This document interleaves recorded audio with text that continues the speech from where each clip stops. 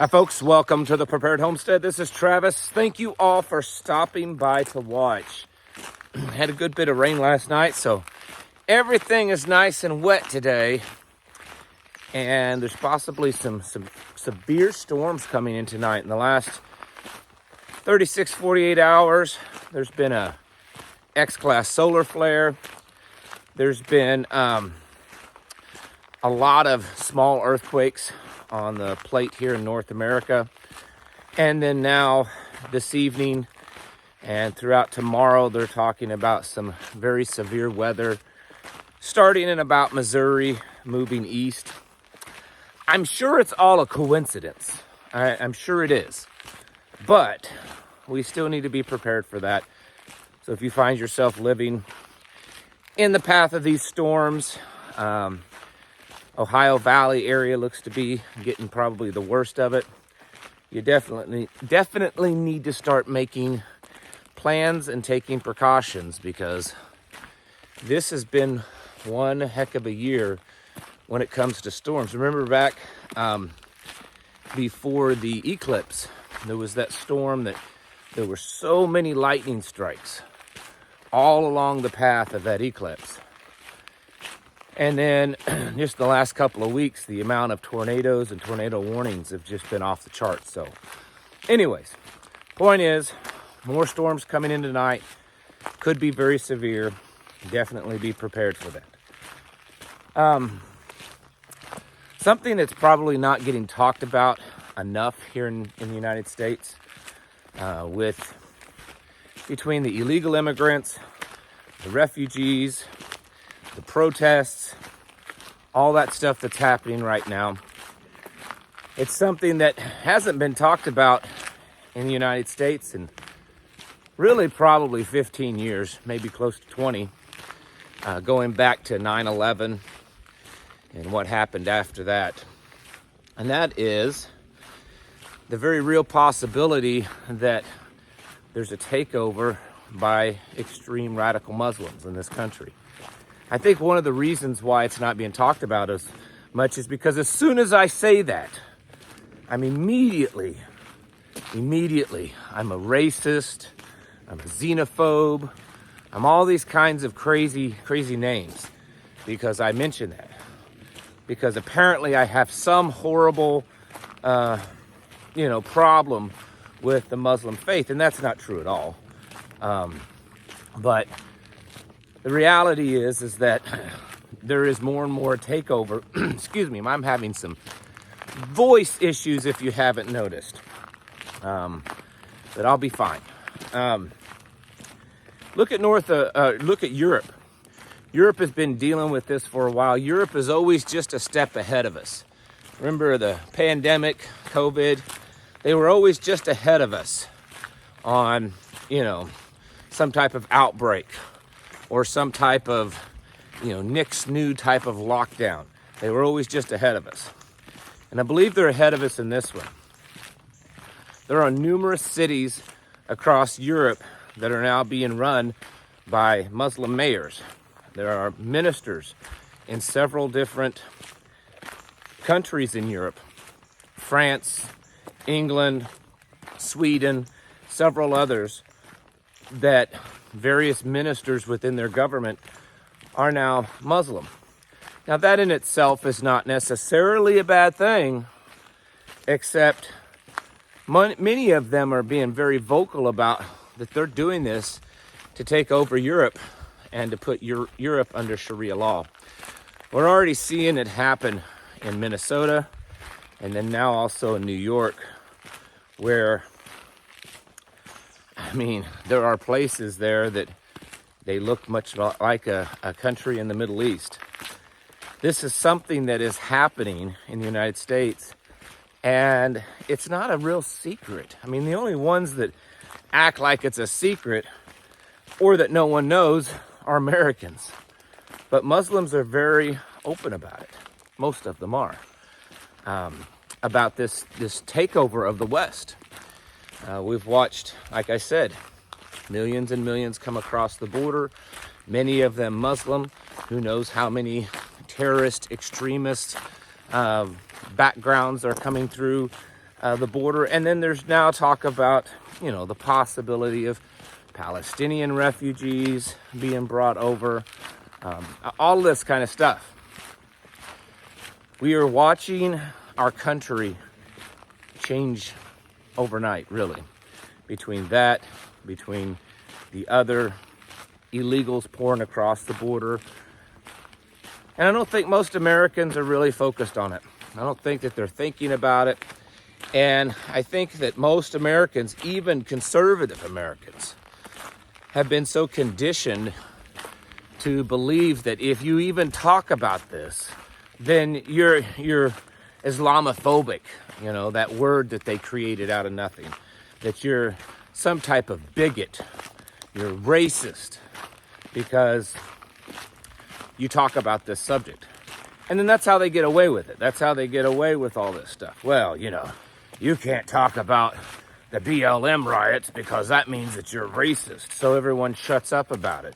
You can't talk about drug use and violent crime and single parent, you know, single mother households and all of these other things because, well, you're racist.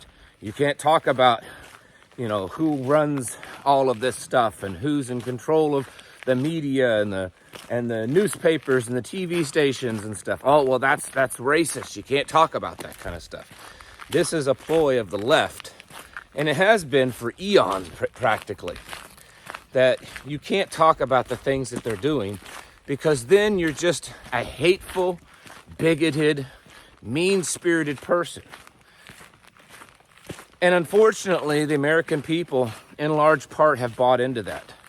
And there seems to be only two schools of thought.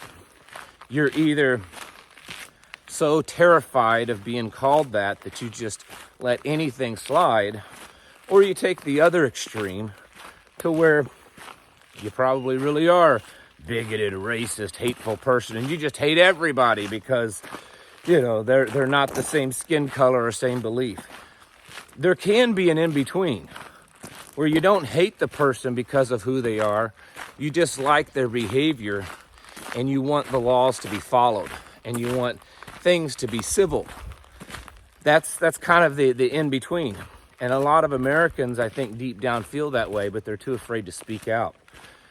And here we are at another kind of inflection point in our society where we have millions and millions poured into this country illegally. We have the potential for millions to be poured into this country as refugees, and a more vocal and forceful Muslim population that they're wanting. Many of them are very, very open about taking over. They're open about getting elected into certain positions and forcing Sharia law on people. You know, like I said, 15 years ago or so, 20 years ago, these types of things were being talked about, but they were quickly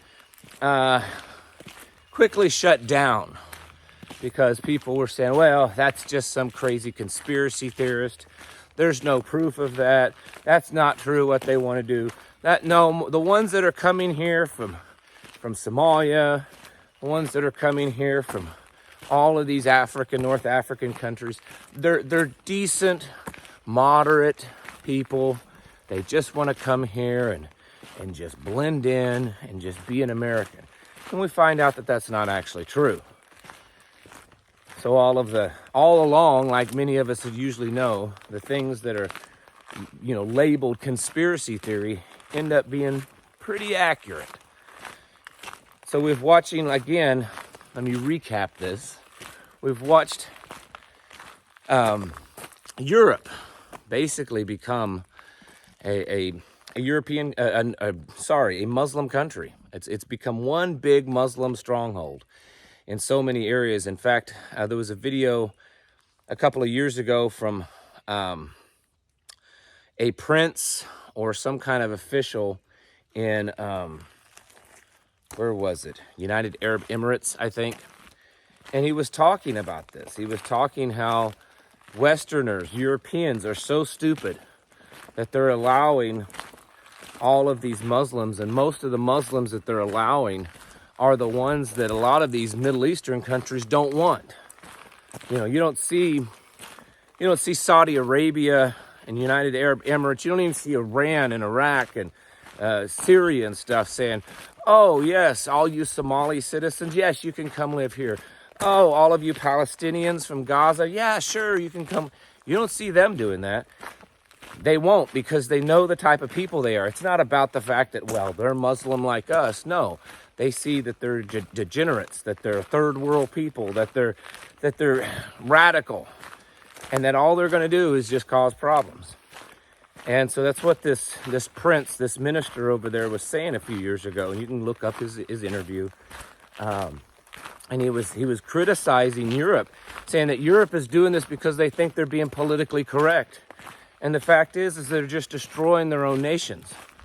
And we're seeing that happen.